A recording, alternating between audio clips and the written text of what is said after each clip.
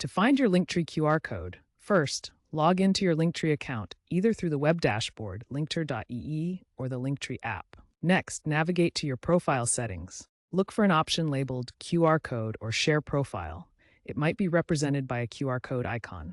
Clicking this will generate your unique QR code. This QR code directs anyone who scans it to your personalized Linktree landing page, where they can access all your linked content. Remember, this feature is available to all Linktree users, regardless of their subscription tier. Now that you've found your QR code, let's explore sharing and downloading it.